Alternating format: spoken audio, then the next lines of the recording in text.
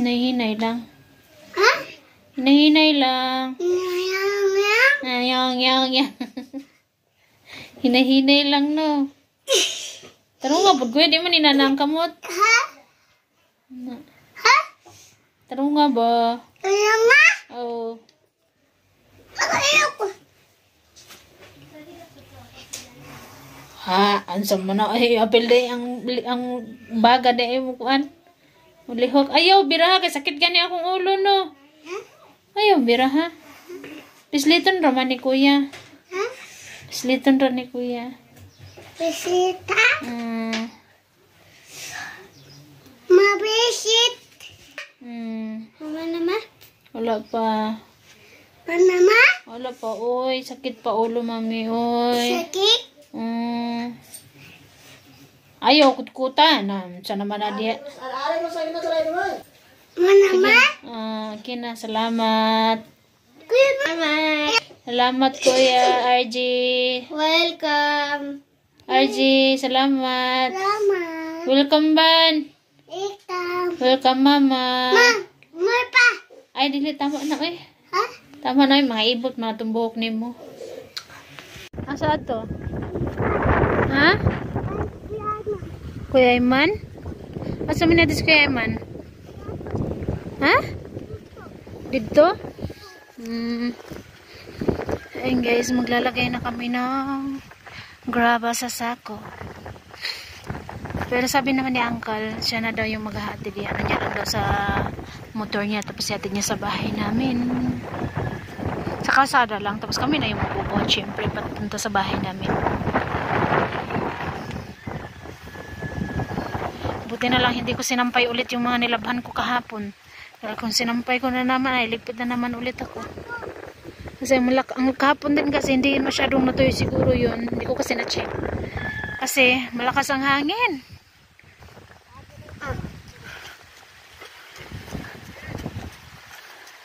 Ibibilad ko sana ulit kanina.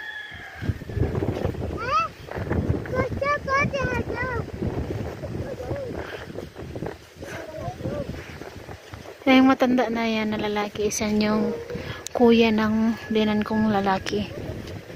Ito yung pinaka matanda sa kanila.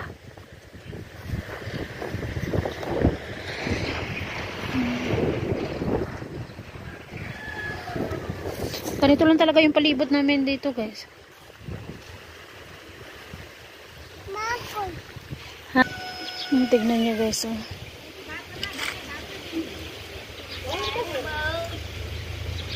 Yan. Marami siyang bunga.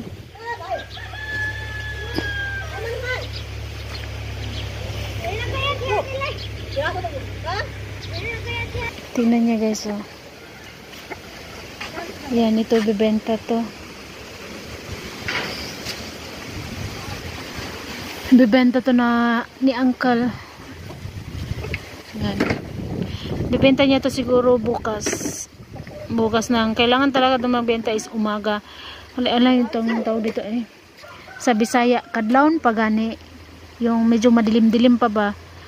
Mga alas 4, mga ganyan. Para makabenta at maubos ng mabilis kahit papano. So, ang mga ano guys, ang mga Nepali mahilig sa mga ganitong mga manok, mga local na manok. Mahilig sila. Lalo na sa pato, kambing, kalabaw. Yun.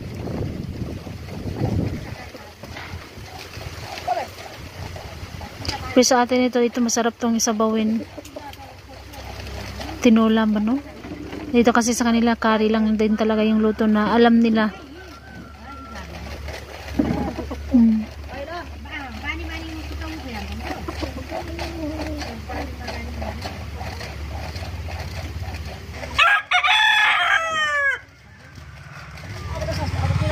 Mahal ang kilo nito. Meron doon na dalawang pato.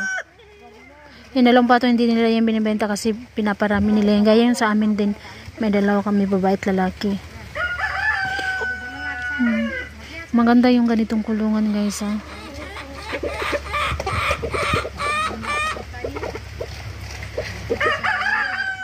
Pero pag gabi ang ginagawa lang nila, tinatakpan nila ng trapal or di kaya ano tawag dito, carpet or mga sako, basta kahit anong pwedeng pangtakip. Pero kung maaari yung makapal din para wag din namang lamigin yung mga manok, kawawa din lamigin sila sa labas. Dito kami mga ano ng graba. Ano din sila ng dumi ng kalabaw para pagpahid nila sa loob. Nag-i-stack din.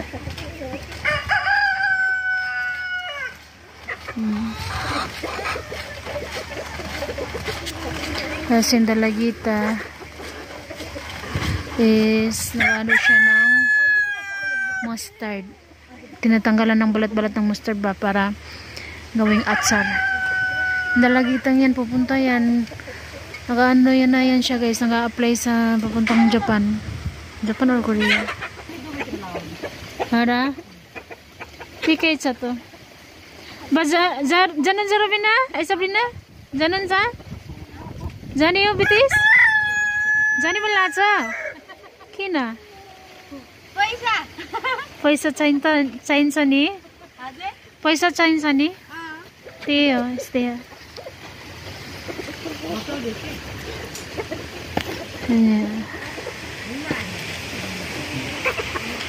Tinanong ko yung dalagita bakit siya pupunta, bate pa siya. Satra bursa ni tamili? Satra ka koti? Bursa? Athara? English mo katiya? 18? 18 ba yun? Kati sana ko niyo ito. 18 na daw siya. Sabi ko, ang bata niya panting napayat kasi siya, tsaka hindi masyadong matangkad. Ganun talaga dito, kadalasan yung mga babae dito guys, mga payat. Buti pa sila kahit anong kain nilang payat eh. At ako ay naku, pag na-stress or pag maraming iniisip, kumakain ako, minsan hindi ako kumakain. Pero ano talaga yung tao dito, pag kumbaga may iniisip tayo na mga ganyan, ako ano lang sa akin is talagang late akong kumakain, ganun. Tapos tinutulog ko na lang yung ganun. Minsan naghinuktok din naman. Pero laban pa rin, laban Japan pa rin tayo guys. Ay. Sabi nila sa akin, sa Japan daw pala yung pinag-a-applyan nila.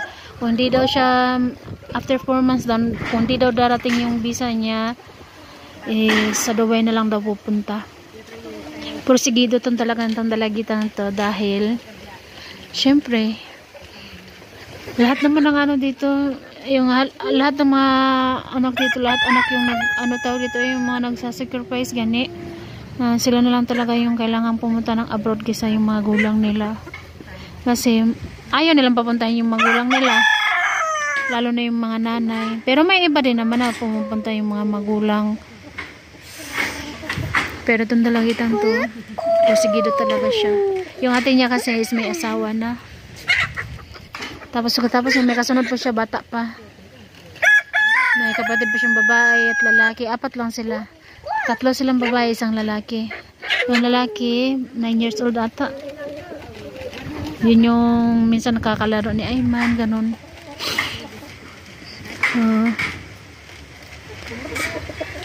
Yan, tingnan yung hangin naman oh.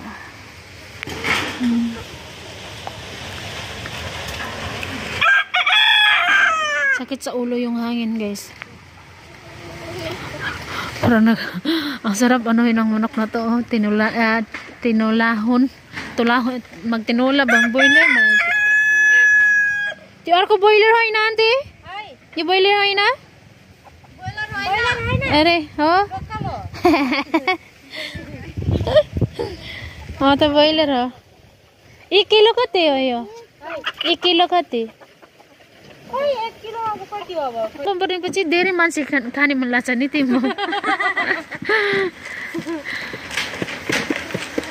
त्यति महँगो पनि खाइ लाग्छ ओके हास पनि हास कुन महँगो हास के हास पनि महँगो छ भालेले कति 1 किलो हासमा 5 भाले कति भाले 600 रुपैयाँ नि भाले उसको 800 रुपैयाँ भाले 600 रुपैयाँ केजी कोही 500 रुपैयाँ Yuta ni. Nakani pun hunsa. किन मंगल आयो फिर मंगी वो के बोलो होय बैलो कते 350 मात्र है ना 360 थियो 360 कैला 400 यस्तो मात्रै सम्म नि के 480 सम्म पनि खाइयो अब साच्चै हो पहिला पहिला त 20 रुपैयाँ त कम थियो 500 के रे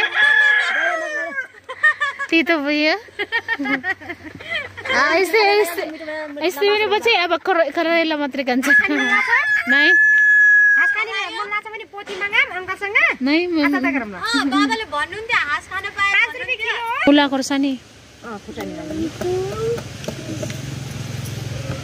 हिजो पैसा थिएन हिजो आथि नि खुर्सानी बेच्न खुर्सानी टमाटर उ मात्रै हो क्या के हो गुरैमा सस्तोमा चाहिँ नियन्ते ए डुलो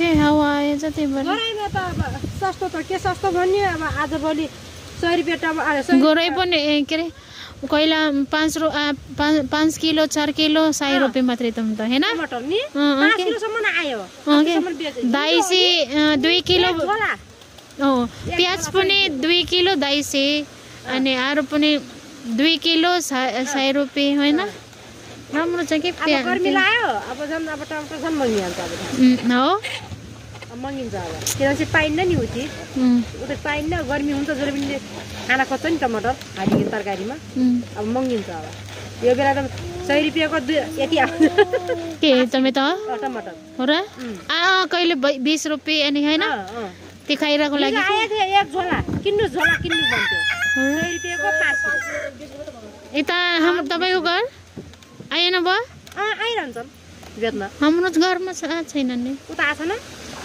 त्यो उ लगा हुन्छ के बोलिरहन्छ 100 रुपैयाँको झोला 100 रुपैयाँ झोला पनि हुन्छ ए अटोमा अटो पनि आउँछ त्यो मोटरसाइकल पनि आउँछ यसै बनाएपछि बताइदिनुहोस् हाम्रो घर के उतातिर हाम्रो त मित्र तोरी मात्रै आने त्यो भएर आउल यता खै वाइफाई यता वाइफाई छैन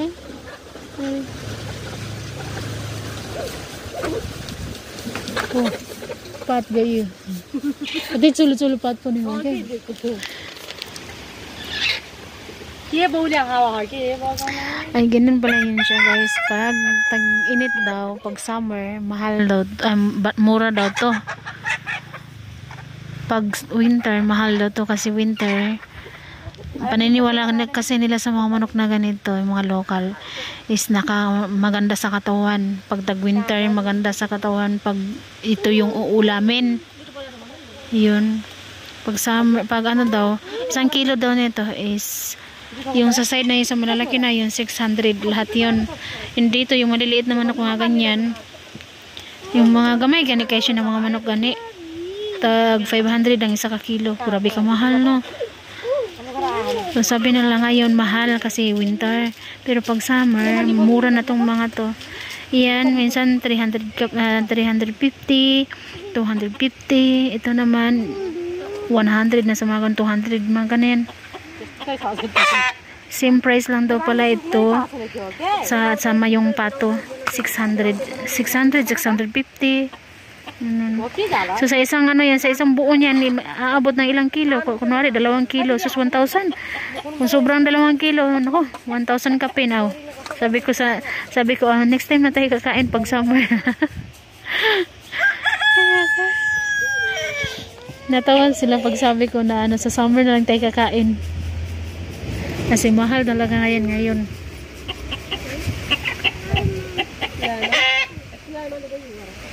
Mamaya po ulit guys. Hanggang dito na lang muna pala guys. Dahil sobrang lakas ng hangin.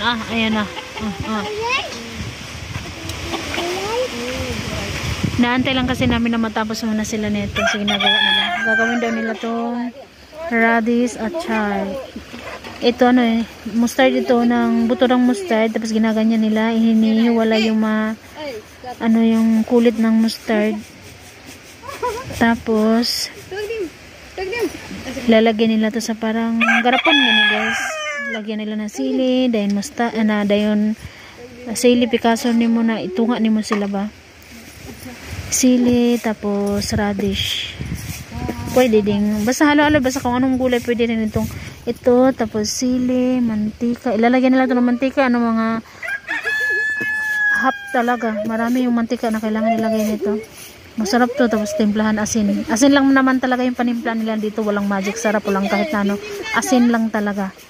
Tapos pagabot naman sa pagluto ng ulam, curry lang talaga. Walang iba. Ayan.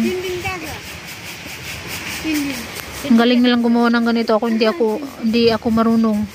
Yung alam ko lang yan, ganunin lang. Hindi ko. Ganyanin, hindi ko alam yan. Hanggang dito na lang muna guys. Mamaya po ulit. Bye-bye. Thank you for watching po guys. And please don't skip the ads po. Please, please, please. Thank you so much po guys. Thank you sa mga hindi po nag-i-skip. Thank you din po sa mga nanonood. Thank you po. God bless us all. Thank you so much. Bye-bye.